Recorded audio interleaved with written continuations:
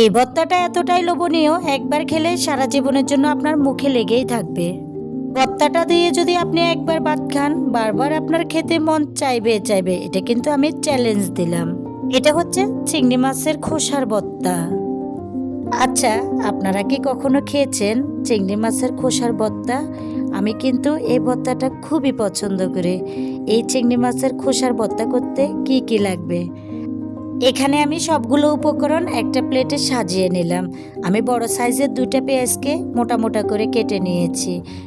3 থেকে 4টা কাঁচা মরিচ, কয়েকটা শুকনো মরিচ, আর হচ্ছে চিংড়ি মাছের খোসাগুলো, আর নিয়েছি রসুন, সাথে নিয়েছি কয়েকটা চিংড়ি মাছ। এখানে আমি কয়েকটা চিংড়ি মাছ নিয়েছি। খোসার সাথে যদি কয়েকটা চিংড়ি মাছ দেওয়া যায় তাহলে ভর্তার স্বাদটা আরও দ্বিগুণ বেড়ে যায়।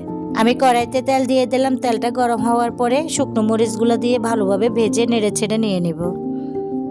এখন দিয়ে দিব কাঁচা মরিচগুলো। তবে আজকে একটা টিপস দিচ্ছি, কাঁচা মরিচ যে কোনো সময় তেলে দেওয়ার আগে মাথা ভেঙে দিবেন, তাতে করে মরিচটা আপনার গায়ে ফুটে না আসে। তাই এখন দিয়ে দেব রসুনগুলো। রসুনটাকে আমি ভালোভাবে ভেজে নেব যাতে করে রসুনের ভিতরে কাঁচা গন্ধটা না থাকে।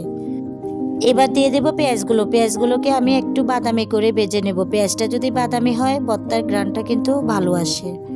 দেখুন, এই পর্যায়ে কিন্তু আমি পেঁয়াজটাকে উঠিয়ে নেব। এখন কিন্তু চিংড়ি মাছগুলো ভাজা বাকি রয়ে গেছে। এখন দিয়ে দিলাম চিংড়ি মাছগুলো, সাথে দিয়ে দিলাম খোসাগুলো দিয়ে ভালোভাবে তেলের উপরে নেড়ে চেড়ে ভেজে নেব। দেখুন কি সুন্দর একটা কালার আসছে খোসাগুলো 5 থেকে 10 মিনিট ভাজার পরে একেবারে মচমচা হয়ে গেছে। চিংড়ি মাছগুলো ভাজা হয়ে গেল। এখন আমি সবগুলো নামিয়ে নেব। দেখুন কি সুন্দর সবগুলো উপকরণ ভাজা হয়ে গেল। বেশ অনেকদিন পরে এই ভর্তাটা খাচ্ছি। আমার মা কিন্তু সবসময় এই ভর্তাটা করে। আমার মায়ের হাতের ভর্তা খেতে এত ভালো লাগে, তবে নিজে পেটে যতই খাই না কেন মায়ের হাতের মতো লাগে না। শিল পাটাগুলোকে ভালোভাবে ধুয়ে পরিষ্কার করে নিলাম। এখন আমি মাছের খোসাগুলো দিয়ে দিব, দিয়ে মিহি করে বেটে নেব। এটাকে আমি 2বার করে ভালোভাবে মিহি করে বেটে নেব যাতে করে কাটার অংশগুলো না থাকে। যারা চিংড়ি মাছের ভর্তা কখনো খাননি তারা কিন্তু আমার ভিডিওটা দেখে এভাবে করে ভর্তা করে নেবেন। আমার কমেন্ট বক্সে কমেন্ট করে জানাবেন কতটা মজা আর কতটা লোভনীয় হয়েছে। আপনি যদি নতুন হয়ে থাকেন তাহলে কিন্তু একবার না বারবার করে খাবেন এমন মজার ভর্তা। তোমাদের সাথে তো একটা কথা বলতে ভুলে গেলাম, আমার ভিডিওটা যদি ভালো লাগে আমার চ্যানেলটা সাবস্ক্রাইব করবে, আর কমেন্ট বক্সে গিয়ে সুন্দর একটা কমেন্ট করবে, একটা লাইক দিবে। একে একে আমি সবগুলা উপকরণকে বেটে নিলাম। দেখো কি দারুণ হয়েছে। এরপরে আমি আবার মিহি করে একটা বাটা দিব।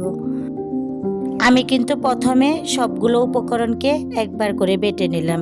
এরপরে বাটা হয়ে গেলে আবার সবগুলোকে মিক্স করে আরেকটা বাটা দিয়ে মিহি করে নিলাম। ফাইনালি কিন্তু আমার ভর্তা রেডি। এবার গরম গরম ভাত দিয়ে ভর্তাটা খাওয়ার পালা। আমি কিন্তু সব সময় ভর্তা বাটলে শিলপাটার উপরে গরম ভাত দিয়ে কয়েকটা লোকমা প্রথমে খেয়ে নিই। আজকেও ঠিক তাই করলাম। বন্ধুরা, তোমাদের যদি ভালো লাগে আমার ভিডিওটা দেখে দেখে তোমরাও ভর্তা বেটে খাবে। দেখবা এত সুন্দর, এত মজা, এতটাই লোভনীয় এই ভর্তাটা। একবার খেলে বারবার খেতে মন চাইবে, আর না খেলে তো তুমি মিসে করবে। দেখো, দেখে কিন্তু জিভে পানি চলে আসবে। না হয় কিন্তু ভর্তাটা করে খাবে, তাহলে দেখবে এটার আসল স্বাদ, আসল ঘ্রাণ তুমি পাবে। ধন্যবাদ।